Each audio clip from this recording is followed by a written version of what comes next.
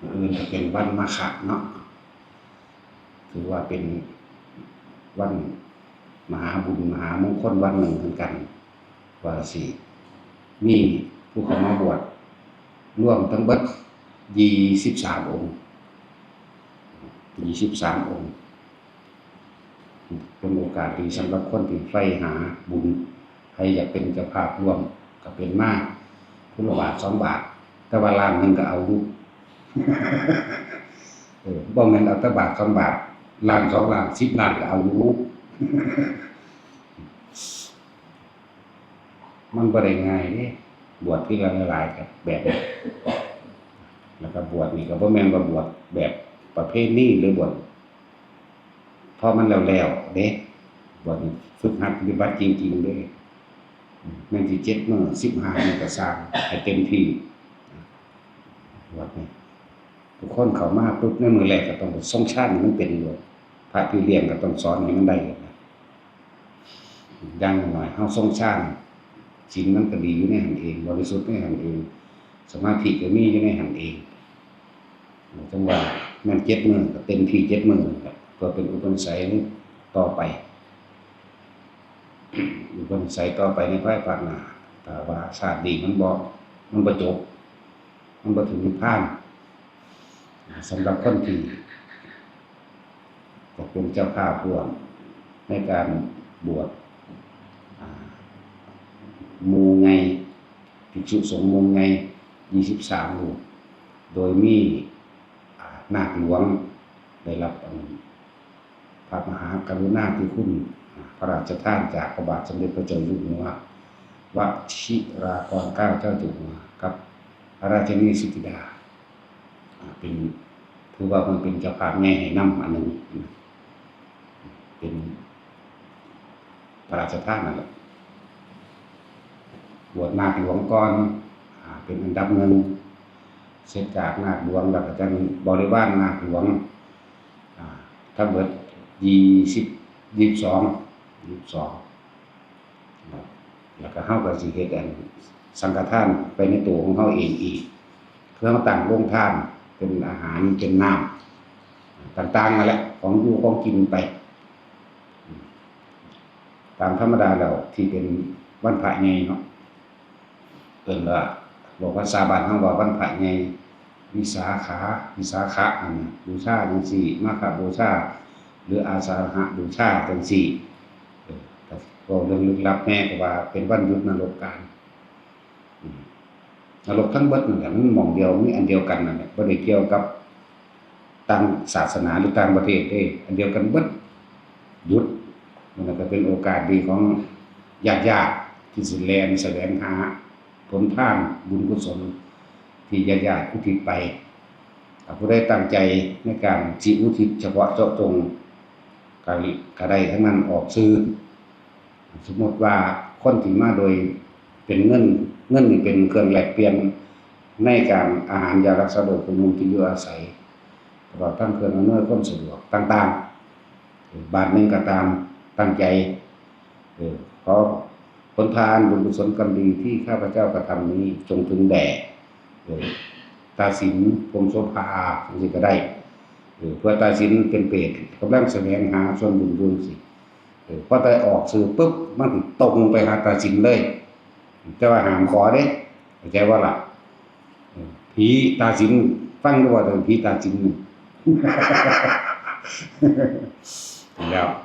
ออกสื่อเจาะจงถ้าเฮาจื้อได้ในนั้นนี่สำหรับคนที่จำเพาะเจาะจงเด้อมันสิตรงไปหาผู้นั้นเลยมันสิเป็นเงินบาทนึงก็สั่งแต่ว่าเน้นย้ำอย่าขออย่าว่าอย่าขออย่าแลกเปลี่ยนอย่าหวังผลในทานจะมีจิตผูกพันในผลแห่งทานจะไปแลกว่าสาธุเด้อผู้ขาอายุยืนเจ็บๆอย่าไข้อย่าป่วยนี่ก็เอิ้นว่าขอเข้าใจว่าสิไปว่าหยังก็ขอให้ถูกลอตเตอรี่สิไปว่าหยังให้ร่ำให้รวยให้ถูกหวยให้สารพัดอย่าขอนี่คือขอห้ามนั่นแหละเงินบาทนึง10 บาท100 200หรือล้านก็ตามให้วางจิตแบบนี้วางจิตเป็นกลางท่านโดยการวางจิตเป็นกลางแล้วอุทิศผลท่านบุญกุศลกรรมดี ถึงญาติที่เฮาจำเพาะเจาะจงไปผู้ใดเฮ็ดหาแม่ผู้ใดเฮ็ดหาพ่อเฮ็ดปู่ย่าตายายหลานลูกลุงป้าอาหรือหมู่พวกเพื่อนฝูงก็ให้ใช้ตัวนี้เป็นมาตรฐานเอาเฮาโอนเงินมาปั๊บขอผลทานบุญกุศลกรรมดีที่ข้าพเจ้ากระทำมาแล้วตั้งแต่อดีตตอนต้นจนถึงปัจจุบันณขณะนี้จงถึงแด่ยกตัวอย่างนายละสินพรหมโสภาเด้อแบบนี้เรียกว่าจำเพาะเจ้าจงสื่อถ้าเฮาบ่จำเพาะเจ้าจงก็ขอผลทานบุญกุศลกรรมดีที่ข้าพเจ้ากระทำมาแล้วตั้งแต่อดีตตอนต้นจนถึงปัจจุบันณขณะนี้จงถึงแด่มารดาบิดาของข้าพเจ้าทั้งหมดญาติทั้งหมดเจ้ากรรมนายเวรทั้งหมดตลอดทั้งสรรพสัตว์ทั้งหลายไม่มีที่สุดไม่มีประมาณทุกหมู่เหล่าบรรดามีขอท่านทั้งหลายจงได้รับส่วนบุญนี้และจงมีความสุขเถิดสาธุเอาแค่นี้ห้ามขอต้องท่านให้มันบางที่เป็นกลางก็คือบ่ขอนั่นเป็นการอุทิศนะและในมือที่นรกเขาหยุดทำการเปิดโอกาสปีหนึ่งก็มีบางปีเหือได้ละเนาะแต่สิเว้ามาจริงๆ1รัมพนาสูตรวันจุติจิตของพระโพธิสัตว์วันปจุติจิตเพื่อปฏิสนธิวิญญาณสู่คันพระมารดาอีกมื้อที่2วันประสูติมื้อที่3วันตรัสรู้มื้อที่4วันหยังล่ะวันนั้นปรินิพพานมื้อที่5หรือวันสำคัญต่างๆอย่างเช่นมาฆบูชาเป็นวันแสดงโอวาทปาติโมกข์ประสูติตรัสรู้ปรินิพพานแสดงโอวาทปาติโมกข์แล้วก็แสดงโอวาทปาติโมกข์คือภิกษุมาซุ่มกันโดยบ่ได้นัดหมายวิสาขบูชาตรงกับยังบ่ลืมอยู่ล่ะประสูติตรัสรู้ปรินิพพานพร้อมกันวิสาขบูชาอยู่แบบประสูติหมายถึงเกิดกับเมื่อนั้นตรัสรู้กับเมื่อนั้นตายกับเมื่อนั้นเป็นวันเดียวกันเลยนี่แต่ว่ามันมีบ่กี่มื้อหรอกนะครับให้เข้าใจวันที่หยุดนรกการแล้วก็มีอีกวันหนึ่งเสด็จลงจากดาวดึงส์อยู่สังกัสสะนครวันที่เสด็จลงจากดาวดึงส์ที่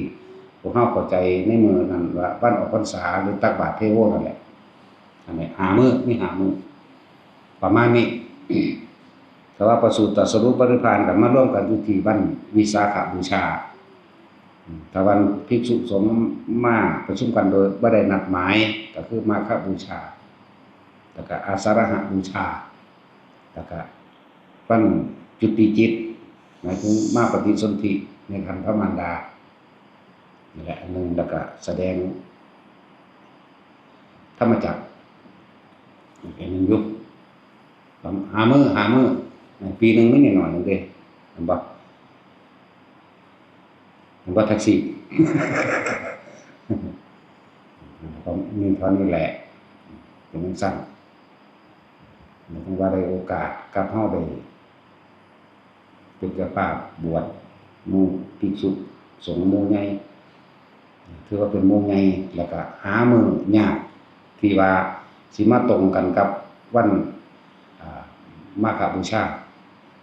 บ่ได้แม่นง่ายๆเด้ตามธรรมดาแล้วเขาเจ้าสิมีกิจกรรมเขาเจ้าสิบ่ค่อยบวชเห็นบ่ล่ะเขาจะมีกิจกรรมในการเตรียมโตจัดพิธีแต่งสถานที่ไว้เพื่อสิเวียนเทียนนี่เท่านั้นเห็นบ่ล่ะเวียนเทียนสวดมนต์หรือฟังธรรมอันนี้ก็เป็นแค่เหมือนกับเฮ็ดเป็นประเพณีเท่านั้นน่ะอันนี้มันบ่ประเพณีได้เอาซุมื้อเลย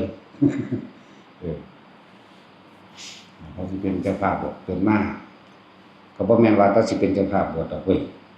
เพราะว่าเงินต่างๆที่เฮามีมาเฮาก็เฮ็ดลงทานพร้อมทุกอย่างนั่นแหละเฮ็ดลงทานเครื่องอำนวยความสะดวกเป็นค่ารถค่าน้ำมันนั่นแหละไปหันมานี่อันใดบ่มีเฮาก็จัดหาใส่ซื้อใส่นั่นเองเรียกว่าเครื่องอำนวยความสะดวกต่างๆ หายากผู้สิบวชในเมืองจังสิก็ถือว่าเป็นมหากรุณาธิคุณของในหลวงเป็นประทานมาเนาะเป็นพระราชทานมาบางท่านที่คือเนาะฟังศัพท์ในวังเฮาก็บ่เข้าใจปานใดเนาะเว้าภาษาบ้านเฮา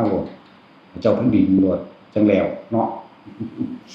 พระเจ้าแผ่นดินเพิ่นพระราชทานมา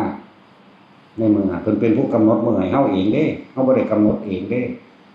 อุปชฌาย์ก็กำหนดเองบ่ได้เด้ผู้เจ้าของประเทศเพิ่นเด้พระเจ้าแผ่นดินบ่แม่นเฮาเด้กำหนดเอาบ่แม่นอุปชฌาย์กำหนดพอพระเจ้าแผ่นดินในหลวงเขาจะเป็นภาคก็เป็นมาหาโอกาสงานด้วยมือจังซี่นั่นแหละนี่ก็คือความสำคัญในมื้ออื่นเป็นมาฆะภิกษุสงฆ์ที่บวชโดยพระพุทธเจ้าเป็นผู้บวชให้บวชจากพระโอษฐ์พระปากนี่แหละพระโอษฐ์ก็เลยมาประชุมกันโดยบ่ได้นัดหมาย 1,250 รูปก็มีเทเดียวนี่ล่ะพระพุทธเจ้าแสดงปาฏิโมกข์ครั้งที่2บ่มีเพราะภิกษุหลายขึ้นแล้วภิกษุบ่แสดงความบริสุทธิ์แก่กันเพิ่นด้วยความกรุณาเมตตากรุณาบ่อยากให้ภิกษุพวกนั้นหัวแตกเป็นเจ็บเสียงเลือดแตกดังแตกปากออกถ้าเพิ่นแค่ว่าดูก่อนภิกษุทั้งหลายแค่กันจบแน่เพิ่นนั่นแหละต่อไปเพิ่นก็เลยบอกว่าหลังจากนี้ต่อไปแล้วพวกเธอทั้งหลายจงพากันแสดงโอวาทปาติโมกข์กันเองเถิดนะจงพากันแสดงศีลสังวรหรือปาติโมกข์กันเองบอกบริสุทธิ์กันเองแสดงอาบัติกันเองน่ะเป็นที่มาบอกหลักการเฮาบอกปานใดว่าเขาประสบการณ์โลดเนาะบอกความจริงของชีวิตแต่ละคนโลดตั้งแต่เกิดมานี่ตั้งแต่ตื่นขึ้นแต่ละคนขมุกขม่นอยู่กับการทำมาหากินงัวย่านตั้งแต่บ่รวยย่านตั้งบ่มีแต่ละมื้อแต่ละเว้นผู้เฮ็ดให้อ้อยให้มันตื่นตั้งแต่ตื่นขึ้นคิดไปสิใส่ปุ๋ยแบบนั้นสิขาดแบบนี้สิหว่านแบบนี้คิดหากำไรหาหม้องขายไปแล้วบ่มีหยังบ่ได้คิดถึงความตายบ่ได้คิดถึงบุญบ่ได้คิดถึงบาปบ่ได้คิดถึงแม้กระทั่งว่าตัวเองจักสิตายมื้อใดจักสิหาไปถึงเพียงใดจึงสิพอก็บ่ฮู้เมื่อยก็เฮ็ดอยู่หั่นกินข้าวก็ฟ้าวมากินจับจักพอทำอิ่มท้องแล้วปึงบืนใส่งานอย่างเดียวเห็นบ่โอ้ยกระดอกกระเดี่ยหลายภาษาหากินซ้ำตายซื่อๆดอกไปก็ดีนี่ต่างหากความจริงมันเห็นบ่ล่ะเมื่อยกลับมานอนก็คิดนำมื้ออื่นสิเหน็บอ้อยบางหั่นปลูกมันบางนี่ปลูกยางบางหั่นเอาปุ๋ยนั่นเอาปุ๋ยนี่สั่งปุ๋ยนั่นสั่งปุ๋ยนี่มันกูไปเอาหม้องอื่นเนาะก็ไปเอาหม้องหั่นก็น่าเอาหม้องนี้ก็น่าเงินคือบ่มีแท้เส้นล้านนั่นเส้นล้านนี่ก็น่าเด้ไปเอาปุ๋ยสหกรณ์การเกษตรก็น่าเด้โอ้กูไปเส้นเขาเต็มหมดแล้วว่าไปหาอีนั่นหาบักนั่นให้มันเป็นเส้นให้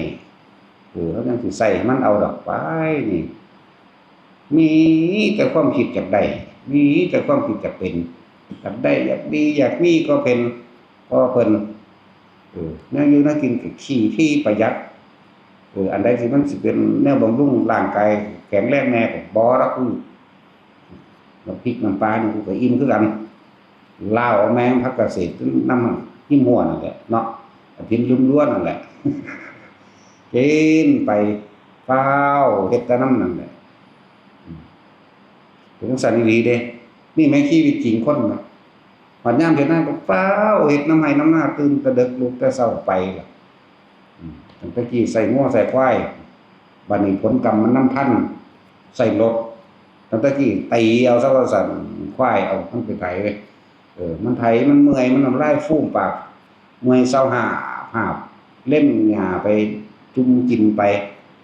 ตามขั้นไห้ขั้นหน้าไปตีมันบัดนี้เห็นบ่ล่ะนี่กรรมมันนำพันขับรถเอาได้บัดนี้เป็นรถไถเดินตามต่อมา เอามึงสิได้จังได๋มึงเฮ็ดเอากูดูสมคือตีกูคักแต่ควายมันเป็นควายเล็กบัดนี้เนาะต่อมาก็มาเกิดกลายเป็นขึ้นนั่งขี้ครับบัดนี้เอามึงสิมีเงินซื้อน้ำมันนี่กูกินบ่บัดนี้เอามึงสิเก่งส่ำใดบัดนี้นั่นธรรมชาติ สองคนมีแต่อยากได้บังคับผู้อื่นเด้ตอนใส่ง้อใส่ควายเนี่ยบังคับผู้อื่นเฮ็ดให้มันถึกกิเลสเจ้าของมันบ่ความอยากได้อย่างรุนแรงกิเลสวัดอยากได้อยากเอาเงินซื้อนั่นซื้อนี่เริ่มกิเลสวัดอยากได้อันนั้นอยากได้อันนี้มาปรุงมาเติมมาเสริมมาแต่งปุ๋ยกับแพงแมงถ้าเริ่มต้นแรกมันก็คือสอบละ400ถึงเดี๋ยวนี้แม่งสอบละเป็นพันกว่าอย่างนั้นแล้วก็900บางพวกเอาปุ๋ยมาใส่ข้าวเขียวก็1,200เขาคนเราจังเก็บเอาไปตะบึดตะพื้ย่านตะบ่ได้ย่านตะบ่งามเนาะเฮ็ดจังซั่นตะกี้อยู่ไถนาคนมันงัวควายไถนาก็ถือกบถือเขียดแล่นจับเอากบเอาเขียดซะก่อนเนาะของคัดไปนำเด้ใส่ถุงเที่ยว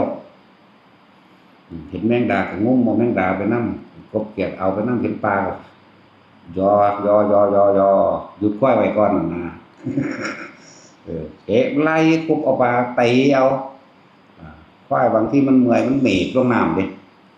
เนาะพอตะฟ้ามันเฝ้าแล้วมาเยอะกินของเก็บบักหอยหน้าพดบักหอยนั่นเก็บไปนำจังซั่นแหล้วหลายอะไรอย่างที่คนบ่เข้าใจว่าเขาหากินซ้ำไปซื่อๆนี่เนาะจังซั่นแหล้วเป็นฮอดน้ำกินเก็บหนี้เก็บสินมาบัดนี้โอ้ยเข้าบางหม่องก็เป็นหน้าเอียดหน้าเกียไปบ่งามบ่ล้อมย่อมแย่มปุ๋ยก็มันทื่นใส่ต้องหันเสือกตายหย่อลงกว่าเก่าอีกเป็นใบด่างใบหยังไปบัดนี้เขาว่าเอาปุ๋ยยี่ห้อนั้นยี่ห้อนี้มาฉีดใบฉีดหยังก็ไปเฮ็ดไปนำเขาเนาะจังซั่นแหล้วบาปกรรมมันนำท่านงัวควายมันบ่มีปุ๋ยคอกบ่แต่สิบ่มีปุ๋ยคอกได้บัดนี้ซื้อแต่ปุ๋ยเขาผลิตเองบ่เป็นนั่นแหละว่าแต่ละคนชาวไร่ชาวนาฮอดลกกาก็ลกกาไปแดดร้อนๆพอดีอันหวกมันขึ้นมาก็ซ้อนหวกกระเด็ดชีโฟแตกปักซ้อนเอาไปเข็งหน่อยไปหมกไปอ้อใส่ใบอีตูตะไคร้ทุบกินทั้งเฝ้าไปสารพัดจักสิเฮ็ดไปฮอดไสพวกเจ้าคิดไปฮอดหม้องมันฮอดคิดไปเฮ็ดไปฮอดตายนั่นแหละบ่ได้คิดไปฮอดไสหรอกเงินที่ว่าสิมีจังซั่นจังซี่ก็บ่มีหรอกเพราะหยังมันฟ้าวไปเฮ็ดอันนั้นซื้ออันนี้มาเฮ็ดต่อซื้ออันนั้นมาเฮ็ดต่อสิพอใช้หนี้ก็บ่ใช้เอาเดี๋ยวไว้ก่อนปิดมันไว้ก่อนเอานั้นมาเฮ็ดก่อนเอานี้มาเฮ็ดก่อนยืมหนี้กันหม้อง200 300หม้อง1,000 2,000นำบ้านเฮ็ดกันบ่ลืมตึงถืดได้บัดนี้เนาะสารพัดย่านแต่บ่มีตัวของนั่นแล้วเฮ็ดไปค่ำมาก็นอนคือคนตายนี่แหละตื่นเช้ามาแต่มันบ่ตายก็ขึ้นไปเฮ็ดของเก่าหากินไปซ้ำตายคือเก่าหั่นเกิดชาติหน้าก็ไปหากินซ้ำตายจากวันนี้เปรียบเทียบคือเมื่อวานนี่เป็นชาติที่แล้วหาอยู่ให้กินบัดนี้มันบ่แล้วมันบ่ได้มันบ่สมหวังมันบ่พอไอ้จักสิพอจังไดจักสิเซาจังไดจักสิหยุดจังไดความอยากนี่เนาะเขานอนบางทีก็ว่านอนเฮ็ดแม่งเขากลางคืนอยู่แล้วยังออกไปเบิ่งทงเบิ่งทางให้เบิ่งหน้าเบิ่งสวนเบิ่งอ้อยเบิ่งมันเบิ่งสวนยางอีกเจ๊ที่จังซี่ล่ะบางคนออกไปก็ถูกงูกัดมาแล่นหากันส่งโรงพยาบาลไปเด็กเนาะจักอยู่ไสจุดหมายของชีวิตจักอยู่ไสบ่เอาแน่นอนยังบ่ได้จักอย่างแต่ว่าจะได้เบิดทุกอย่างนั่นว่าความพอจักอยู่ไสนี่แหละคือธรรมะนี่แหละคือความจริงของทุกๆคนที่เป็นทุกข์ที่ดิ้นรนกระวนกระวายที่เล่าร้อนที่กังวลที่บ่รู้จักว่าของสับสนบ่รู้จักว่าของหลงบ่ฮู้เฮ็ดเอาอยู่พอส่ำนั้น เห็นสั้นแล้วบางที่เห็นเขาปุ๋ยเขาหน้าเขาง่ามเขาถามพวกเจ้าใส่ยังก็บอกว่าปุ๋ยนั่นปุ๋ยนี่ไปก็ไปนำกันแล้วเนาะสารพัดอย่าอยู่กินไปผู้ป่วยก็ป่วยไปผู้ตายก็ตายไปผู้อยู่ก็หากินต่อหากินก็หากินไปตายไงมันคนตายให้เบิ่งก็เห็นอยู่แต่ว่าบ่ฮู้จักเนาะเฮ้ยมาตายยังใส่ยามนี้เด้ควงฟ้าวเด้มันบ่แม่นพี่น้องมันบ่แม่นญาติแม่นบ่ล่ะถ้าญาติเจ้าของตายก็ไปเบิ่งดอกนี่เป็นอีหยังเฮ็ดหักไม้ใส่หม้อผีอยู่หั่นเฮ็ดผีอยู่นี่เฮ็ดข้ามห้องเหนียงไปเหี่ยวใส่ทางเขาเฮ็ดผิดผีปูตาหม่องหั่นนี่สารพัดนี่แหละคนบ่มีธรรมเป็นที่พึ่งแล้วบ่เข้าใจแล้วก็พ่อบ่เป็นแม่นบ่ล่ะพ่อบ่เป็นเด้ก็บ่รู้จักคำว่าธรรมก็คือโดยธรรมจักรกับปวัตตนสูตรนั่นแหละโดยธรรมจักรความหมุนวนหมุนเวียนของหมู่สัตว์ทั้งหลายเกิดแล้วก็แก่ก็เจ็บก็ตายนี่ธรรมจักรอันนี้ถ้าบ่รู้จักสาเหตุแห่งความเกิดคือทุกข์ต่างๆที่มันเกิดเพราะว่ามันมีความอยากบ่จักสมุทัยบ่จักสาเหตุแห่งความเกิดก็สิหาอยู่ซั่นเกิดเป็นหยังก็หาอยู่ซั่นหาอยู่หากินอยู่เพราะฉะนั้น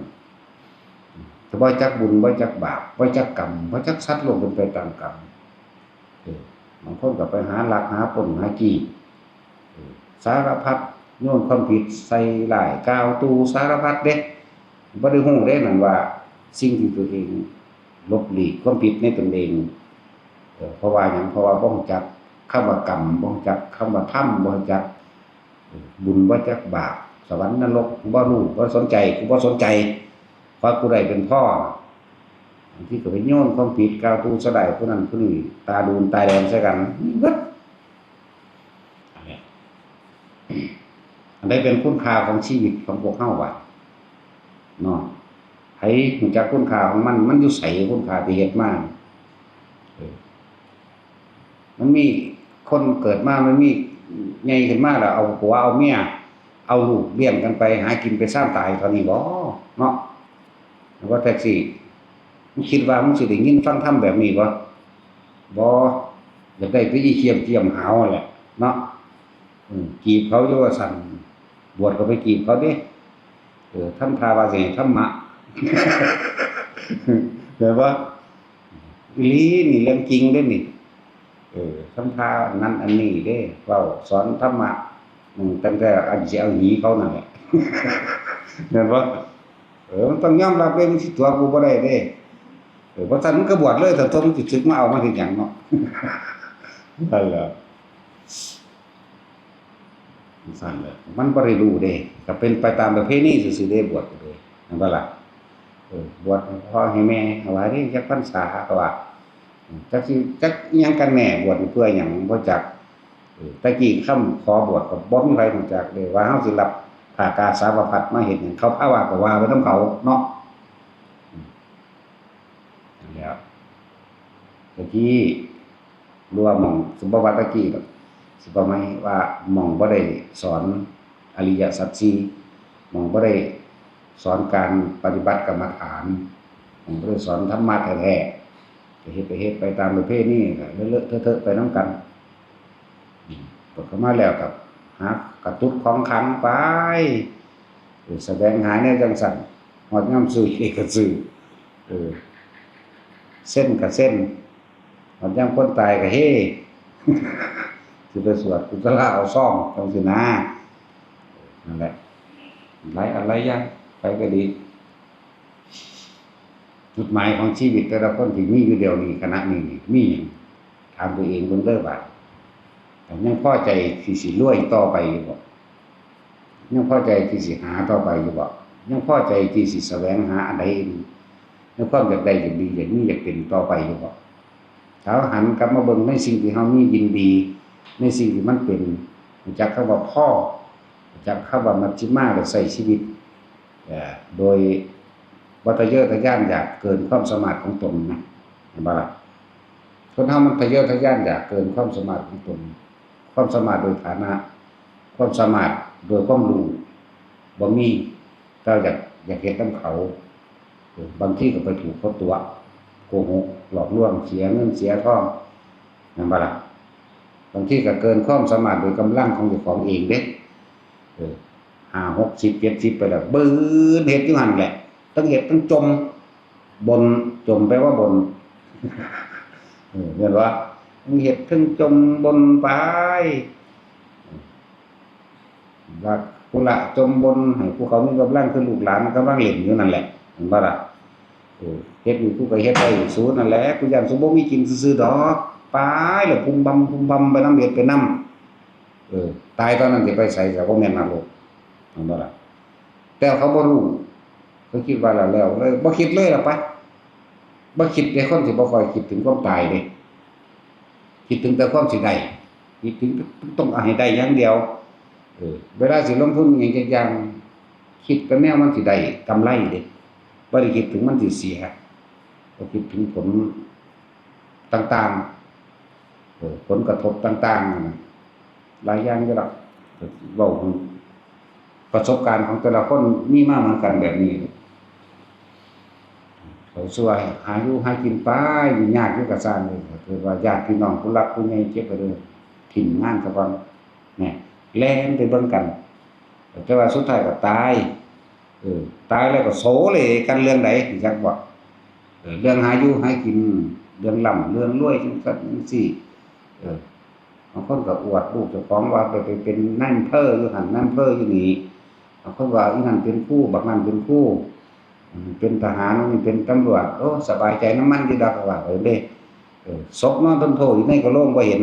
เนาะบ่เคยน้อมเข้ามาใส่ตัวเองกูสิตายแบบนี้บ่น้อมบ่เคยคิดเด้ว่าล่ะผู้เป็นลูกผู้มีความรักพ่อแม่ก็ให้นำซื่อๆนี่ล่ะมันก็บ่เคยสลดสังเวชกับมันในตนเองเด้ก็ให้นำนั่นแหละคิดฮอดคือสิบ่มีผู้หาเงินให้อย่างหนึงเนาะบางทีก็มีเด้ก็บ่ฮู้ว่าให้ไปเฮ็ดหยังอีกคือกันแต่ก็ให้เพราะว่ารักนั่นแหละให้วื้อๆก็เพราะว่ารักก็บ่ฮู้ว่ารักแบบใดคือกันเนาะงงตนเองบ่ล่ะแต่ละคนนี่ไปคิดพ่อก็หาอยู่หากินหม้องหั้นนี่นำกันคิดพ่อเพิ่นเฮ็ดแนวกินไว้ท่าไปจังซี่เด้บ่ได้คิดถึงความจริงของชีวิตเด้บ่ได้คิดถึงว่าคนเกิดมาทุกคนต้องตายแล้วกูสิหาไปถึงไหน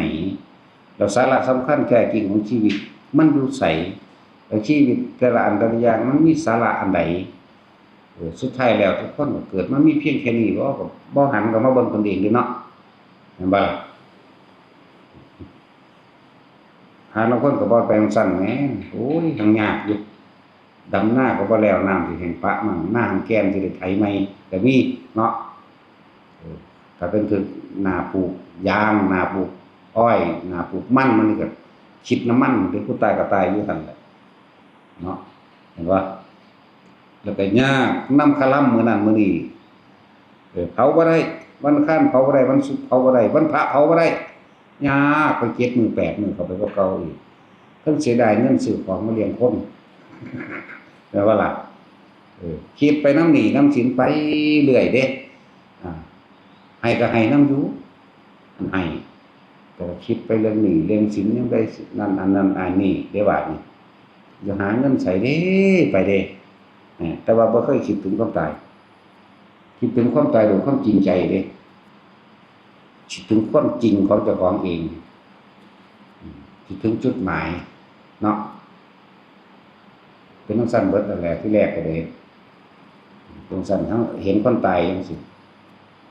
สิคิดบ่ว่าเจ้าของต้องตายสักมื้อนึงบ่คิดดอกเฮาคิดอยู่เด้ก็เป็นเด็กน้อยพุ่นเด้ทั้งเทื่อไปสิเว้าเรื่องสมัยตะกี้เขาใช้ถองมีอ่อนเขาเจ้าเผาอยู่ป่าอ้อยได้อยู่หน้าเขาเจ้าฮู้เฮ็ดหน้านั่นก็ใหญ่อยู่มีกบคำแปลออกเขาเจ้าเมื่อเบิดแล้วเฮาไปเคลียร์เด้เฮาไปเคลียร์แล้วก็เบิ่งอยู่หั่นโอ้มันมีส่ำนี้บ่คนน่ะแต่ก็ฮักเลาเด้แต่ก็ฮักเลาเขาใช้ถองคนรู้จักสิรู้จักอยู่ดอก คุณเด้หน้าแต่ถ้าเป็นตัวน้อยก็ว่ามันไกลนั่นแหละถือว่าไกลอยู่ไปเคลียร์ไปเคลียร์มาเดี๋ยวเผาสมองป้าอ้อยปลูกอ้อยไปกินก็นั่งเบิ่งกระดูกนั่งเบิ่งอันนั้นนั่งเบิ่งนี่ก็เบิ่งเจ้าของพร้อมเด้ถ้าเป็นมาแต่จังน้อยเด้ แนวมื้อนี้นั่นแหละเริ่มต้นแรกก็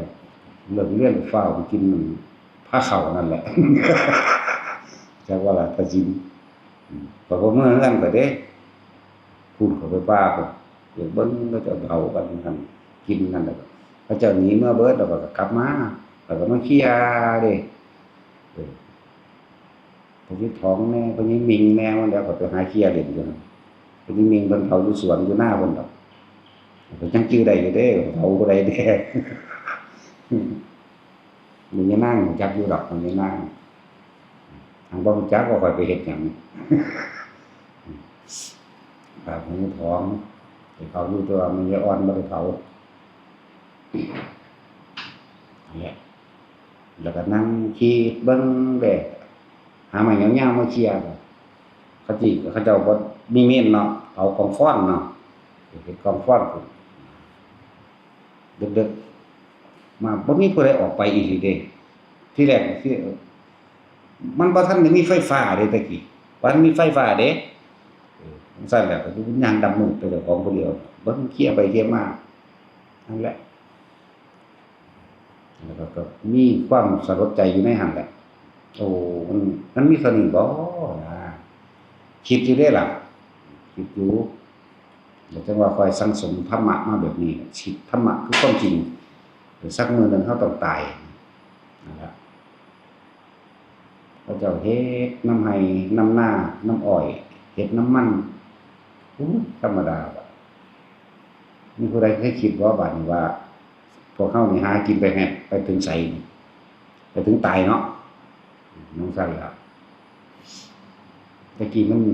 มันบ่ทันได้มีเมนมีอิหยังมันดีอยู่เด้ก็ไปเผานั่นเผาบุหรี่น้ำหน้า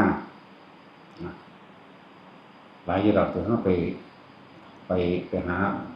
นั่งเคลียร์กองไฟนั่นหลายอยู่ผู้ที่เบอร์มันนั่นแหละพูดเผาอยู่หน้าก็ไกลเล่นนั่นก็เลยผู้เดียวอีก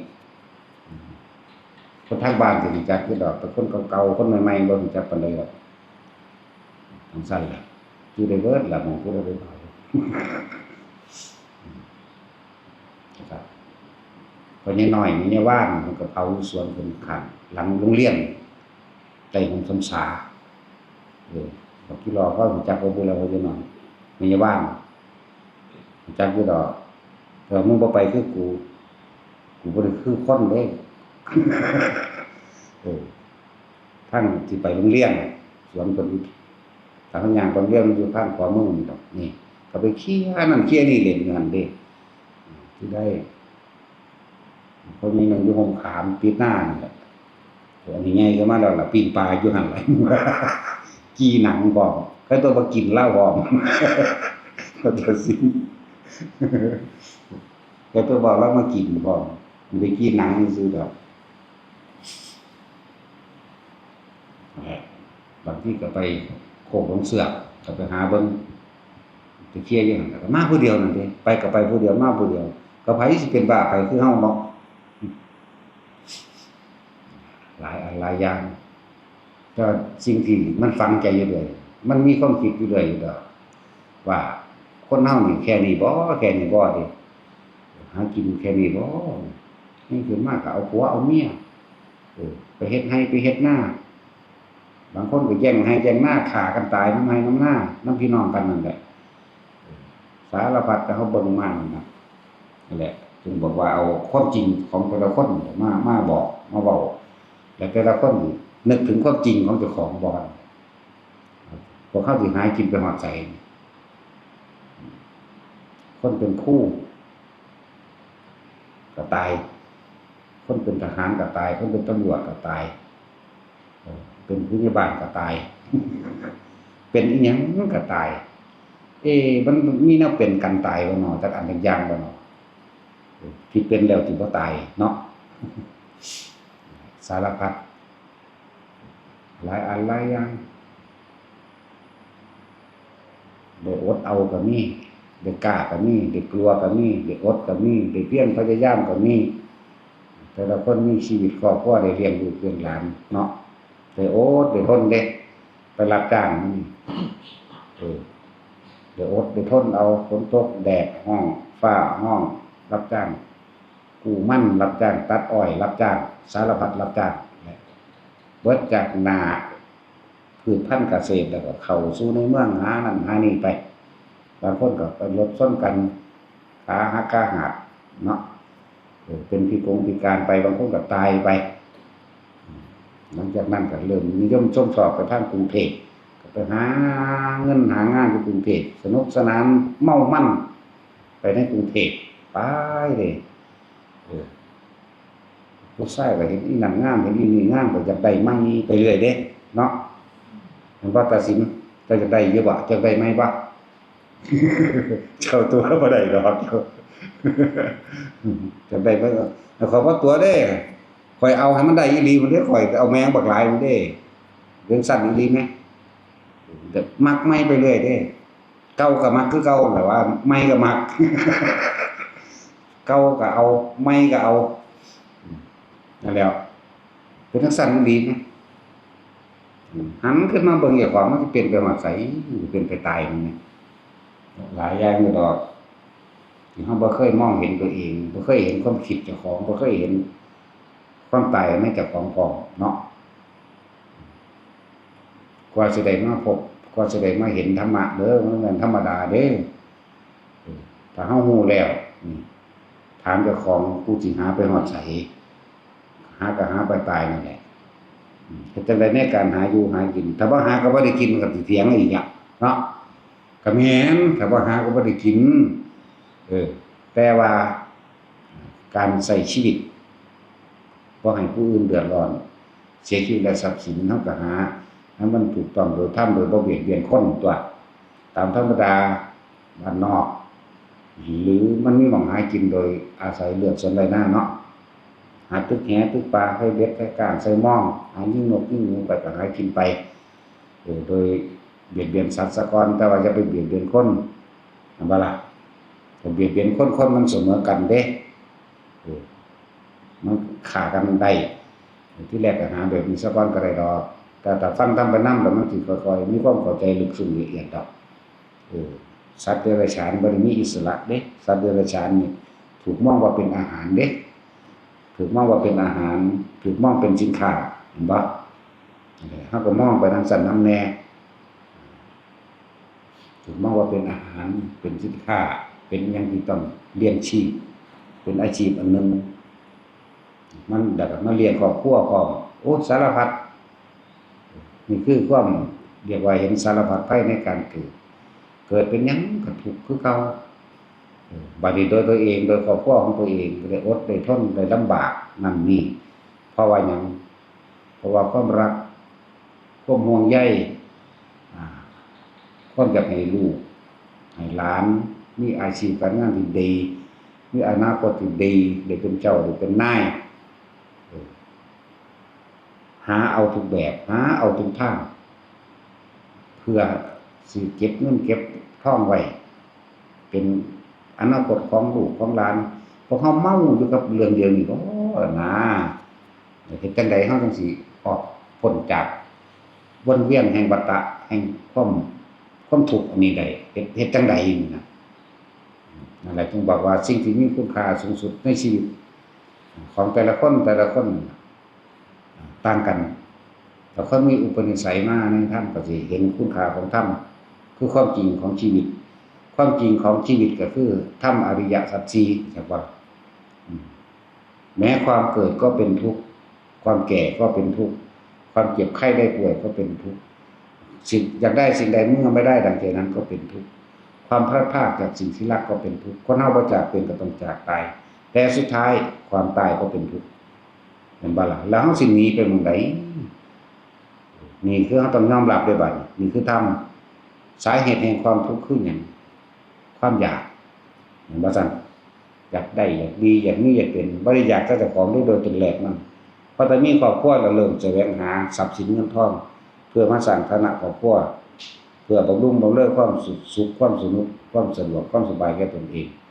ต่อมาถ้ามีลูกแล้วเพิ่มการหาขึ้นเป็น2เท่า3เท่า4เท่า5เท่า10เท่าหา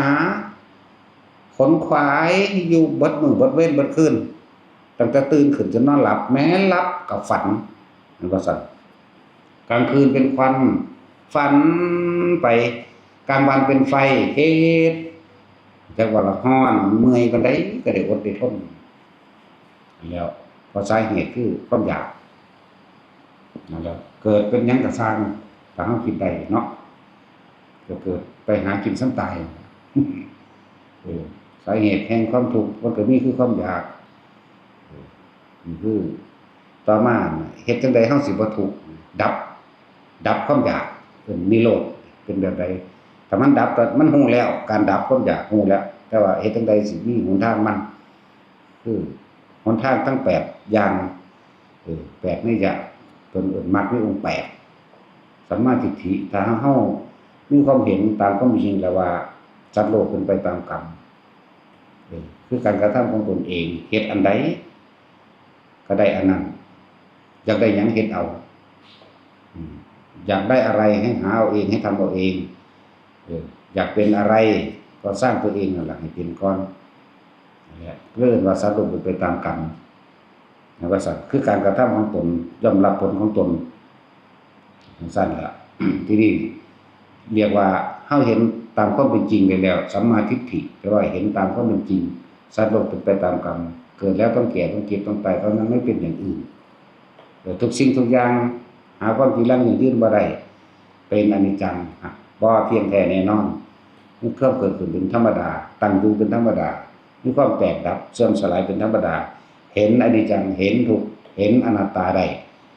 นี่ละธรรมบอกว่าถ้าผู้ใดเห็นธรรมเป็นของประเสริฐสูงสุดในชีวิตผู้นั้นก็สิเห็นทางทำให้ตัวเองพ้นออกจากการเวียนว่ายตายเกิดพ้นออกจากทุกข์จากการเกิดได้ถ้าผู้ใดว่าท่านได้เห็นก็เอาเวียนอยู่หั่นล่ะหาอยู่หั่นล่ะเหมือนกับเฮาเฮ็ดงานอีหยังเมื่อวานมันบ่ทันได้แล้วเฮ็ดหยังไว้เมื่อวานบางคนขุดน้ำผักบ่ทันแล้วบางคนปลูกยางบ่ทันแล้วปลูกอ้อยบ่ทันแล้วปลูกมันบ่ทันแล้วเฮ็ดนาบ่ทันแล้วสารพัดอันใดอันหนึ่งบ่ทันแล้วสู้ว่ามันค่ำมันมืดบ่เห็นหงเฮ็ดไม่เห็นหงแปลว่าไม่เห็นทางไม่มีแสงสว่างเห็นหงแปลว่า แปลว่ามันมืดบ่เห็นทางเฮ็ดแล้วเด้อกลับมานอนคิดเด้คิดที่เฮ็ดงานแต่มื้อเช้าจนว่าทิ่มบักจกหรือทิ่มงานในมื้อนั้นเอาพวกนักร้องนักดนตรีร้องมื้ออื่นสิรับงานนั้นมื้ออื่นสิรับงานนี้นี่บ่นักร้องนักดนตรีพวกเฮ็ดงานห้างกราฟมากินข้าวนอนหลับแล้วมื้ออื่นก็เฮ็ดงานมันก็เป็นงานของเมื่อวานคือเก่าเห็นบ่แต่ว่าล่ะเฮ็ดงานหยังก็สร้างก็สิคิดนำงานอันนั้นแล้วก็หลับไปฝันเฮ็ดงานไปเด้บัดนี้เนาะถ้ามันบ่ตายเด้ก็ตื่นไปเฮ็ดของเก่านั่นแหละเหมือนกันกับชาติที่แล้วเฮ็ดหยังที่บ่ทันได้อาจสามารถวางสิ่งที่ตัวเองหาเห็นบ่นั่นแล้วเพิ่นเอิ้นตัณหาว่างสิ่งที่ตัวเองบ่ทันได้ตายเกิดชาติใหม่ก็มาหาอันเก่านะบ่ล่ะนี่ว่าพอเข้าใจง่ายซื่อๆเด้คือเฮานอนหลับมื้อนี้มื้ออื่นก็ไปเฮ็ดงานอันเก่าคนดำหน้าไว้เครื่องไหหน้าตื่นมาก็ไปดำไม้ดำมันในเครื่องนั่นแหละเห็นบ่ใช่แล้วแต่ซุมื้อนี้ว่างคือมื้อว่างคือว่าว่านตรงนี้บ่แล้วมื้ออื่นก็ต้องไปว่านตรงนั้นจังซี่แหมซี่แหละว่าทุกคนคิดถึงความจริงของเจ้าของนะลำบากบ่ลำบากบ่หาเลี้ยงลูกเลี้ยงหลานลำบากบ่หาเงินใช้หนี้ธกสหาเงินใช้หนี้แต่ละอันแต่ละอย่างลำบากบ่หาเงินใช้หนี้กองทุนหมู่บ้านลำบากบ่หาเงินใช้หนี้เงินล้านเนาะเพราะว่าหยังเพราะอยากได้ทบทวนตัวเองแล้วลองหันหน้าเข้ามาหาธรรมมนุษย์ซั่นแหละหาอยู่หาจังได๋ก็บ่รวยจังเป็นไดเนาะก็หาไปกินไปทุกข์ไปลำบากไปร้อนหนาวไป ผู้ตายก็ตายไปผู้อยู่ก็หาต่อแต่คนบ่ตายมันก็ต้องดิ้นรนเป็นธรรมดาเนาะทุกมื้อนี้จักมีหยังปนเข้ามาเปื้อนเข้ามาอีกยาเสพติดก็คุกคีเขานำลูกเต้าเหล้าหลานดีก็ตัวพ่อมันกินเองก็บ่อึดแม่นบ่ล่ะนั่งมาได้หาเงินซื้อสิ่งเหล่านี้เพิ่มเติมเข้ามาอีกตะกี้ยังว่าหาอยู่หากินพออิ่มท้องเนาะหาปูหาปลาคือบ่ได้แม่นขนาดนี้หาซื้อยาก็มีหาซื้อเหล้าก็มีแม่นบ่ล่ะแล้วหาไว้ประกันตำรวจก็มีหาไว้สู่คดีความก็มีเนาะโอ้ยจักสิหาไปฮอดไสอันตัณหาอันนี้หาไปตายนั่นแหละบางคนตายในคุกสารพัดหาไปหามาทุกข์กว่าเก่าอีกคือไปเจ้าของหาจังได๋เป็นหนี้30-40 ล้านเป็นตาเงิดแท้นั่นแหละคำว่ามันไม่เที่ยงมันบ่กี่ลังยั่งยืนก็เป็นแบบนั้นในชีวิตแต่ว่าก็หาอยู่คือเก่านั่นแหละมันได้เฮ็ดก็บ่ได้เป็นแล้วได้บัดนี้หาอยู่หั่นจักเฮ็ดสิออกทางใดก็สิเว้าเรื่องโลกจบบ่เป็นเด้อย่าลืมเรื่องของโลกจบบ่เป็นเด้ถ้าว่าหันเข้าหน้าเข้ามาหาธรรมจังสิจบได้จังสิเป็นหนี้หรือว่าเป็นหนี้หยังมากๆแล้วแต่ถ้าเจ้าหันเข้ามาหาตัวเองด้วยลมหายใจจบได้อยู่ตรงนี้นึงกรรมเก่าเรื่องเก่าๆหนี้เก่าๆก็สร้างถ้าเฮาหันเข้ามาสู่ลมหายใจของเฮาเองมันลืมไปแล้วนั่นแหละมันละแล้วจักว่าล่ะบ่ได้มีหยังยากหรือหยังมากดอกคือบางที่เขาถามอิหยังแน่ดอกลืมแล้วล่ะคือถ้าเขาถามว่าคนเป็นหนี้บ่รู้ได้ว่าได้สมัยนั้นพระหยังว่าพระปีหยังเนาะลืมชื่อแล้วล่ะฮะนั่นล่ะพระปีทินหยังนั่นล่ะ พ่อกับแม่เขาเจ้าไปยืมเงินเศรษฐีบ่มีเงินใช้บ่มีเงินใช้ดอกพร้อมบ่ได้ก็เลยเอาลูกไปใช้ไปเป็นทาสแทนเข้าใจบ่ล่ะพ่อแม่ได้เอาลูกไปเป็นทาสแทน6 ปีจึงจะเบิดหนี้เบิดสินกันเข้าใจบ่ล่ะเขาก็เลยให้เราน่ะเป็นนายโคบาลเลี้ยงงัวที่2 ปี3 ปีบ่ทันได้เบิดเด้นั่น2 ปี 3 ปีพุ่นเด้มื้อนึงงัวอีกกลุ่มนึงมันหนีออกจากฝูงเลยนำหางัวนำไปไปเห็นพระพุทธเจ้านั่งอยู่ห่มบาตรเมื่อยที่เพิ่นก็สินั่งเบิ่งพระพุทธเจ้าจะคิดจังได๋ล่ะก็ย่างเข้ามามายืนซะก่อนได้ทีแรกสมณะนี่ไม่ต้องหาอะไรสมณะนี่สงบสมณะนี่ไม่วุ่นวายสมณะนี่ไล่ไปจะบ่ล่ะสมณะนี่ไม่มีสิ่งอะไรต้องหาอีกมันก็ว่าไปพระพุทธเจ้าได้แสดงเราเป็นผู้ไม่หาเราเป็นผู้ไม่หิวเราเป็นผู้ไม่ร้อนเราเป็นผู้สงบเราเป็นผู้ปราศจากความยินดีนี่ฟังบรรลุธรรมเฉยนี่อยากว่าล่ะมันซั่นแล้วพอตามนั้นแล้วก็ไปกราบพระพุทธเจ้าพระพุทธเจ้าก็บวชให้โลดเด้บ่ได้คือซุมื้อเด้ซุมื้อนี้ต้องเอาเข้าสถานีตำรวจไปตรวจเบิ่งว่าผู้ใดติดคดีใดเป็นคดีใดตัวบ่ได้จ้ะผู้อันมีคดีอยู่หรือบ่มีคดีหรือจบแล้วหรือบ่จบแล้วตัวบ่ได้เด้เขามีลึกๆอยู่แต่ว่าเฮาให้โอกาสแต่ละคนเฮามันก็อยากเป็นคนดีก็มีบางคนก็บ่อยากเป็นดอกบางจักเจ้าของดอกพี่น้องบังคับมาก็มีเนาะเขานายเขาว่าไปปล่อยวัดอยากว่าแล้วก็มีนะแต่ว่าก็บ่แน่เด้ในสมัยพุทธกาลบวชซึกอยู่6 เทื่อครั้งที่7มาบวชแล้วก็บรรลุอรหันต์ก็มีเด้บ่แม่น3 โบสถ์ได้7 โบสถ์แม่นบ่ล่ะซุมื้อนี้มันหาแมงไปแนวสิเว้าให้กันนั่นล่ะผู้ใดเว้าดีแล้วไปฆ่าแมงผู้เว้า มันบ่อยากให้โอกาสได้ดีแล้วก็เลยเนาะ พระปิรินทวัชชะบรรลุอรหันต์เฉยปัจจุบันผู้เศรษฐีตามมาที่มันเป็นอย่างมันคือบ่กลับบ้านงัวที่มันหาอยู่นั่นก็บ่ทันได้เห็นนะนำมาหามือไม่เดียวนำมาหาพอดีเพิ่นบวชอยู่ไอ้ยังอยากแจ้วคนถอยไอ้ขี้โกงแอบหนีงานมาจังซี่บ่นะคือมาบังคับเอานะเพราะเป็นทาสเจ้าของด้วยซ้ำในความนั้นเป็นทาสบังคับด่าหรือทำลายแน่จักหน่อยนั่นแหละหลายอย่างอยู่ดอกในความสาปแช่งในความด่าในความหลายอันนี่แหละพระพุทธเจ้าก็เลยบอกให้แสดงธรรมแน่มันแสดงธรรมแบบยังบ่ฟังเพราะว่ามันบ่จักหยังบ่ล่ะเศรษฐีอันนั้นก็เลยให้แสดงฤทธิ์นิดจักหน่อยนั่นแหละก็เลยเกิดความตกใจฤทธิ์นั้นบ่แม่นแสดงเพื่อสิข่มขู่หรืออะไรนั่นแต่ว่าเฮ็ดให้เกิดความสลดสังเวชใจเศรษฐีนั้นก็เลยได้ทำน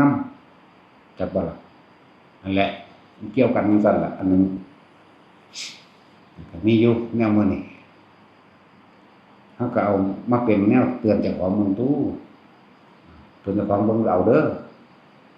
เฮาสิหาไปฮอดไสพระปริณวัชชะ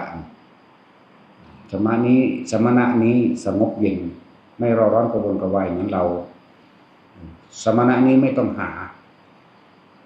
นั่งนิ่งอยู่หั่นแล้วกับพระพุทธเจ้าเฮานั่นแหละที่เพิ่นว่าสมณะนี้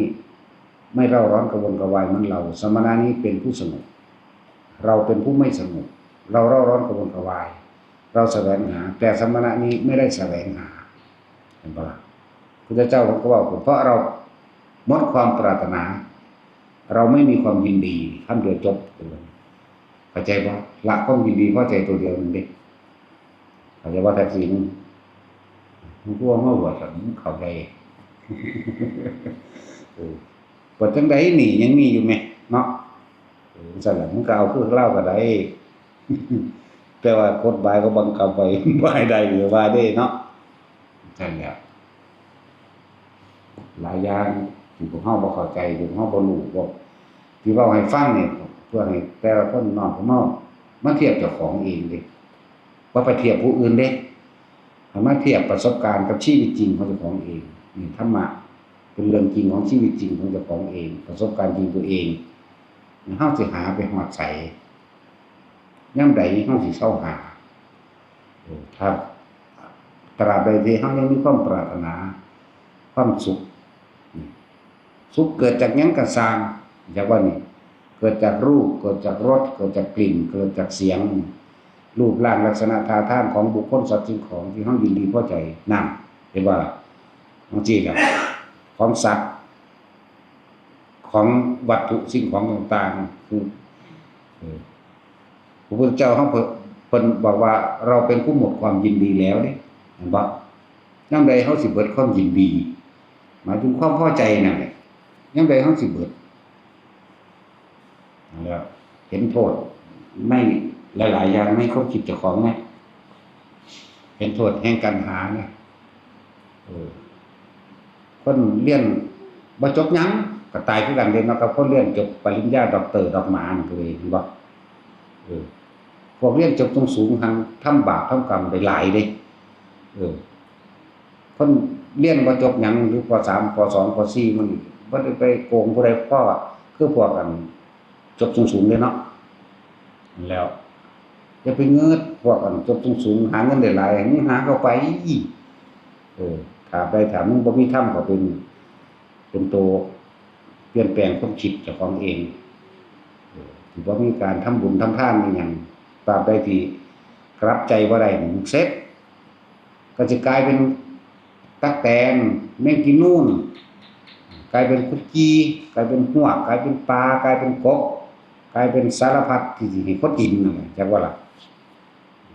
แต่ว่ามันเป็นเลยเดี๋ยวนี้เด้เป็นยากเติบอยู่เด้ต้องสารเลวอย่างที่สุดคือกันเด้ตกนรกขนาดตะกอนเด้เป็นกรรมเป็นกรรมเป็นอสงไขยก็มีเด้ก็โกงแผ่นดินอย่าว่าล่ะเขาว่าโกงแผ่นดินคือโกงคนทั้งหลายที่เสียภาษีนี่แหละบ่นำเงินของหมู่มหาชนคนทั้งหลายนี่ไปใช้ในทางที่เป็นประโยชน์เพื่อประโยชน์ของมหาชนนั่นแหละ นำไปเป็นทรัพย์สินส่วนตัวของเจ้าของนั่นแล้วต้องเลวที่สุดได้จังสิเป็นได้แนวมื้อนี้เป็นสัตว์ประเภทนี้ต้องไต่เต้าจักว่า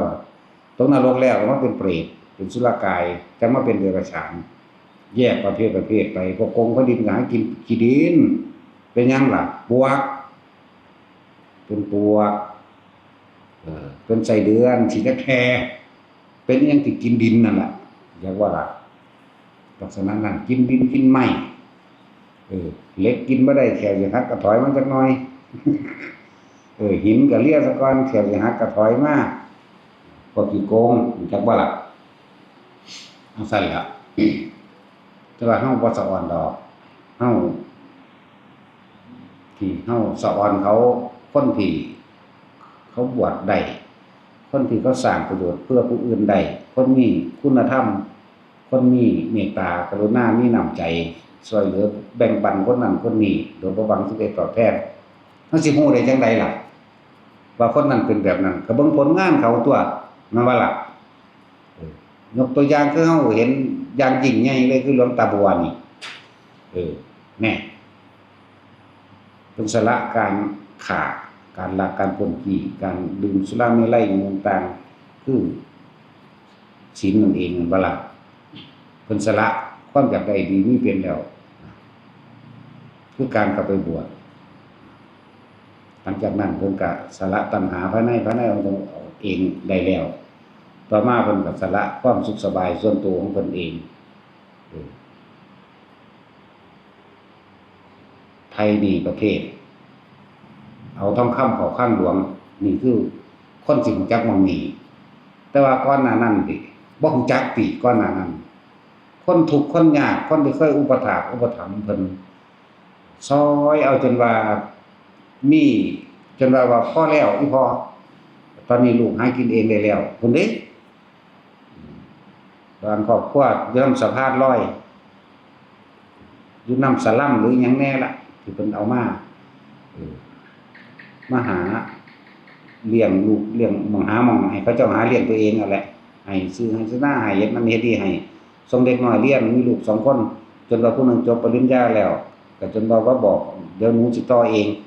หลายครอบครัวของบ่แม่นแค่นี้เด้เยอะแยะ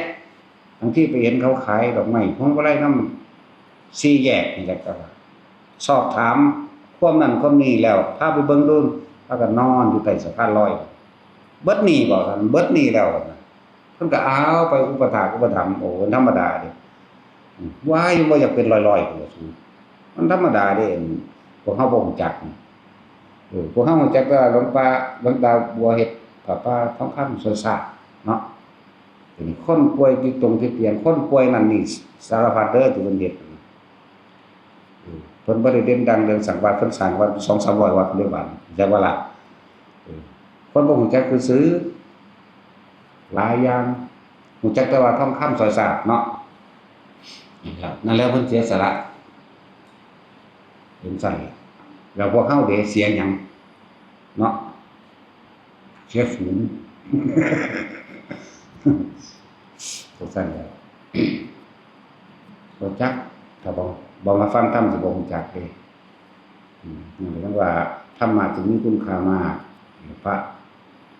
พุทธพระธรรมพระสงฆ์จึงมีคุณค่ามากคือจังถ้าบ่มีหลวงตาก็บ่มีสถานแห่งนี้เกิดขึ้นได้เข้าใจว่าล่ะนี่ถือว่าเป็นบารมีหลวงตาบ่แม่นของเฮาแล้วก็เพราะว่าคำสอนของเพิ่นตัวมันจึงเกิดตรงนี้ขึ้นได้เนี่ยถ้าบ่มีหลวงตาจะสิไปฆ่าไว้ทั้งใดแล้วเนาะจะสิไปทั่วที่ทั่วแดนทั้งใดเด้เพิ่นสิหาอยู่หากินคือพวกเจ้าเนาะเสียแล้วพอมีหลวงตาเฮาเกิดออกจากปากหลวงตาออกจากใจของเพิ่นก็ว่าได้ออกจากถ้ำของเพิ่นถ้ำเนี่ยมาจากไสเพิ่นก็มาจากหลวงปู่หมันมาจากไสไล่ๆๆไปแล้วก็พระพุทธเจ้านี่แหละจึงบอกว่าคุณของพระพุทธคุณพระธรรมคุณพระสงฆ์มันมีค่ามหาศาลประมาณบ่ได้วันนี้เฮาบ่ได้ประโยชน์แต่เฮาผู้เดียวนี่นั่งอยู่เด้อนี่ ก็เริ่มเห็นประโยชน์ละเพราะว่าเห็นโทษของตัณหาเจ้าของเข้าใจบ่ล่ะเริ่มเห็นประโยชน์ของธรรมที่พระพุทธเจ้าสั่งสมบารมีมาจนกว่าสิตรัสรู้เป็นพระพุทธเจ้าจนกว่าสินำความจริงของของเองของพวกเฮาเองมาแสดงให้พวกเฮาได้รู้เรื่องของพวกเฮาแต่พวกเฮาบ่รู้แต่เพิ่นรู้เนาะคือเดี๋ยวนี้แหละที่เว้าคือเดี๋ยวนี้เรื่องของเจ้าของแท้ๆบ่รู้แต่หลวงพ่อนี่คือรู้นะซั่นแหละเรื่องแต่ว่านี่ก็คือธรรมก็คือเอาธรรมเอาความจริงของแต่ละคนที่มันปิดบังตาปิดบังบ่ให้เฮาฮู้เห็นความจริงของชีวิตเกิดมาหากินซ้ำตายจังซี่ก็บ่มีบ่ได้คิดพอเนาะเห็นบ่ล่ะถึงมาสละตัวเองบัดนี้บ่แม่นว่าสละเด้สละให้คนด่าเด้เห็นบ่ล่ะเพราะว่าหมามันด่าบ่เป็นมันเห่าอันเว้าเป้งๆบางๆอยู่นี่มันบ่แม่นว่าคนที่เห็นดีด้วยเด้นี่มันแม่นคนที่เห็นดีด้วยครับมีมนุษย์เนี่ยก็พอเห็นดีอยู่เห็นดีก็คือเห็นโทษของเจ้าของเองเด้บ่ได้แม่นว่าเพิ่นดีเห็นธรรมมีคุณค่าแล้วน้อมนำเข้ามาพิจารณาได้ตนเองเด้นั่นแหละถ้าเฮาบ่ได้ยินได้ฟังธรรมนั่นน่ะเฮาบ่จักแยกแยะพูดทั้งวันนี้คือบุญญาบารมีของหลวงตาที่พวกเฮาได้รับอานิสงส์ของเพิ่นเขาบ่แม่นสิทธิ์ในครอบดอกจักว่าแต่สิทธิ์ในครอบเป็นจังได๋คันมันสิทธิ์นอกคอกเด้เป็นซั่นเลยสิทธิ์นอกคอกผู้พักหลักจำเอาดีๆดอกอันนั้นอันนี้นะจังซั่นแหละเพราะบ่ค่อยฟังความเพิ่นแต่ว่าก็ได้นำเพิ่นอยากว่าล่ะบ่ฟังความดอกเฮ็ดแนวนี้เด้อบ่เฮ็ดกูเฮ็ดแนวนี้อยากว่าล่ะเฮ็ดจังซี่เด้อบ่เฮ็ดอีกแบบนึงนั่นแหละแต่ว่าที่นี้ได้อยู่ในแผนเพิ่นนี่แหละเลยสิทธิ์นอกคอกเพราะมันสิทธิ์ในคอกถ้าผู้ในคอกหลวงพ่ออินถวายหลวงพ่อเยือนมื้อนี้จังซี่ล่ะหลายองค์ก็ดอกนะที่พวกเฮาได้ยินหมายถึงเป็นอานิสงส์หรือเป็นบุญญาบารมีของหลวงตาเด้ที่พวกเฮาได้ยินได้ฟังอยู่นี่ก็ดีมีผู้เดียวท่านได้เอาลงได้จักว่าหลวงตาบอกว่าพวกเฮามีวัดมั่งนี้มีสถานที่ปฏิบัติมีของอยู่ของกินของเครื่องใช้อำนวยความสะดวกต่างๆคือของหลวงตาจักว่าเพิ่นก็ไล่ไปก็ว่าของพระพุทธเจ้าคือเก่าเนาะก็เลยว่าเพราะพระรัตนตรัยนี่เป็นอันเดียวกันแยกกันบ่ได้เด้ถ้ามีแต่พุทธะจังได๋ก็เป็นพระเจกพุ่นน่ะจักว่า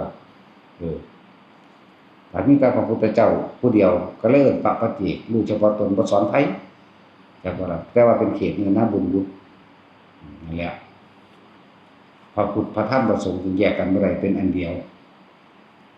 กันพระสงฆ์ได้เป็นผู้สืบทอดคำสอนมาว่าพระสงฆ์ได้เป็นผู้ฝึกหัดปฏิบัติจนรู้ความจริงตามได้เป็นสาวกแปลว่าผู้เดินตามแล้วก็เห็นจริงตามได้นั่นแหละเรียกว่าถือเอาพระพุทธพระธรรมพระสงฆ์กับพ่อถ้าพวกเฮาเอาหยังเป็นสรณะกันแน่เอาเงินบ่เอารวยบ่เอายศถาบรรดาศักดิ์บ่เอาคำนบน้อมคนมันมักย่องเพราะว่าล่ะเนาะเอาจังซั่นบ่ย่องก็ย่องโลมันก็ย่องไปตายนั่นล่ะเนาะด่าก็ด่าโลมันก็ด่าไปตายนั่นแหละวะไปก็ดีบ่ด่าไปเป็นหยังดอกมันก็ด่าไปตายนั่นแหละบ่แท็กซี่เป็นหยังก็สร้างเป็นไปตายนั่นแหละอย่าไปเงินเป็นแนวบ่ตายดีกว่าบ่เป็นผู้บ่มีความอยากว่าล่ะเป็นพระอรหันต์ก็บ่ให้เป็นเด้เป็นผู้บ่มีความอยากเอาเขาสิด่าแต่ว่าก็สร้างว่ากูก็ด่าเขาคือกันว่าตัดสินเฮามีคำด่าแสบกว่าอีกมันบ่ซั่นพวกเขาอีห่าอีที่แก่ต้นเฮาก็ด่าเด้บ่ได้สอนแมงไผเด้เนาะนี่คือด่าหลักไปก่อนเด้เพราะว่ามีผู้ด่าอยู่มันกำลังสิพิมพ์ด่าปุ๊บกูด่ามึงก่อนกูต้องด่ามึงก่อนด่าแสบกว่าอีกกดพ่อกดแม่กดปู่กดย่ากดตากดยายมึงอีกเด้บ่ได้ด่าธรรมดาเด้ด่าเบิดทั้งตระกูลบ่ตระกูลแม่อีกแล้วผู้ใดบ่จะเกิดมาถึงด่าก็จะเกิดตัวเนาะ ต้องเป็นผู้นำตนเองเด้อตัดจิตด้วยตนเองทุกสิ่งทุกอย่างเจ้าของนี่เป็นผู้มาเกิดเองสุขกับเจ้าของสุขเอาเองทุกข์กับเจ้าของเองหาเองแสวงหาเองเด้จะไปโทษผู้อื่นเด้โทษเจ้าของรวมแล้วคือเจ้าของนี่ทั้งเบิดจักว่าล่ะธรรมะเพิ่นบ่ได้ว่าเอาเป็นสระไอหรอกธรรมะเพิ่นเอามาเบิ่งความจริงของเจ้าของเลยธรรมะเป็นว่าความจริงของทุกชีวิตสรรพสัตว์บัดนี้เฮาก็น้อมออกมาอันใดมันคือกับเจ้าของก็อันนั้นแหละก็ละในตัวเองนั่นเด้แล้วละนี่บ่แม่นไปละผู้อื่นเด้บ่ได้ไปละกิเลสที่ผู้อื่นได้ฟังแล้วจักว่าล่ะละของเจ้าของเด้เจ้าของทุกข์เองแท้ๆสิไปละไผเนาะจักได้อิหยังเฮ็ดเอานั่นจักว่าล่ะเขาว่าจักได้หยังเฮ็ดเอาเพราะว่าตนแลเป็นที่พึ่งของตนถ้าสิพึ่งไปในทางที่ถูกพึ่งทางที่บ่ผิดพลาดก็คือพึ่งธรรมะพึ่งตนพึ่งธรรมตามความเป็นจริงธรรมะนี่มาจากพระพุทธพระธรรมพระสงฆ์นี่แหละแต่ว่าล่ะ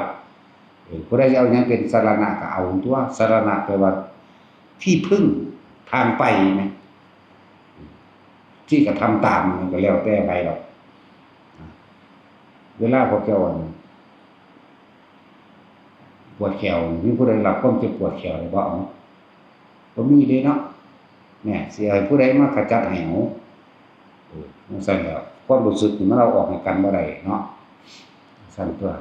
พอความปวดเองก็ไปถอนเอาเองตัวเนาะมันสั่นแล้วหลายอย่างที่พวกเฮาบ่เข้าใจเจ้าของเองแต่ว่าถ้าเอาธรรมะเข้ามาเปรียบมาเทียบมาฝึกหัดตามสิเข้าใจตนเองผู้ใดหาจิตเจอผู้ใดเห็นความผิดผู้ใดสังเกตความผิดผู้ใดศึกษาความผิดของผู้นั้นสิเห็นความจริงผู้นั้นสิเข้าถึงธรรมผู้นั้นสิเข้าถึงทางที่ออกจากทุกข์ได้จักว่าล่ะคนเฮาส่วนมากก็ทุกข์เพราะว่าความผิดเห็นบ่ว่าท่านได้เกิดอยู่เรื่องมันเถียงกันเพราะว่าหยังเอาความคิดแต่ของแบบมาสู่กันซะบ่เนาะนอนอยู่ผู้เดียวก็ทุกข์เด้เพราะหยังทุกข์เพราะความคิด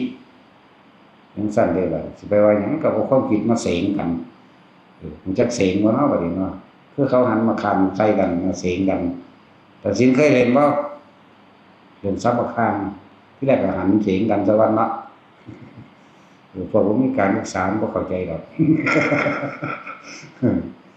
เสงกันแปลว่าแข่งขันกันเข้าใจว่าล่ะนี่แหละภาษาธรรมวรรณคำเหมือนภาษาไทยได้ภาษาธรรมนั่นแหละทุกสิ่งทุกอย่างขึ้นกับตัวเองเป็นผู้นำตนเองเด้อไปก็ดี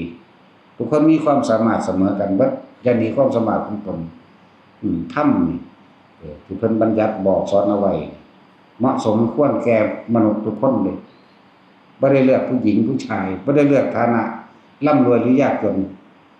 ผู้ใดละกิเลสตัณหาได้สมมุติว่าเพิ่นก็บอกเป็นอรหันต์ได้เสมอกันมั้ย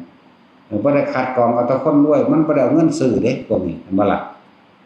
มันบ่ได้คือรถเด้นั่นแล้วมันว่าโอ้รถคันนี้แพงเด้ผู้นี้มีเงินซื้อก็ซื้อได้ผู้นี้บ่มีเงินซื้อก็ซื้อบ่ได้เนาะแต่ท่านสมควรแก่ทุกๆคนฝึกหัดปฏิบัติตนเองได้ถ้าสิเว้าเรื่องเป็นคือเป็นอรหันต์ได้ทั้งเบิดนี่เว้าโดยสมมุติจักว่าล่ะบ่ได้เกี่ยวกับหญิงบ่ได้เกี่ยวกับชายบ่ได้เกี่ยวกับต่างประเทศพร้อมบ่ได้เกี่ยวกับศาสนาพร้อมเด้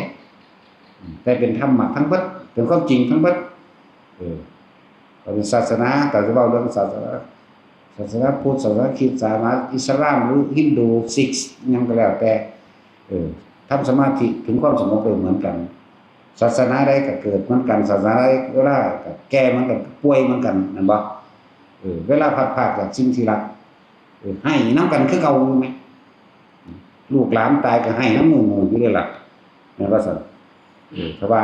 พระเจ้าดลบันดาลก็คือบ่ให้พระเจ้าดลอยู่เนาะดลมันขึ้นมาสักทีบ่แม่นที่ให้หมู่ๆเยอะจังซั่นแล้วศาสนาใดก็กำไฟร้อนคือกันเด้ล่ะแม่นบ่ล่ะหนาวก็หนาวคือกันไงนี่แม่นความจริงแม่ร้อนเหมือนกันหนาวเหมือนกันจังซั่นแล้วสุดท้ายมันก็ตายคือเก่านั่นแหละศาสนาใดก็สร้างแล้วถ้าบ่อยากตายก็จะเกิดตัวไปก็ดีเนาะเอาล่ะสมทานนะ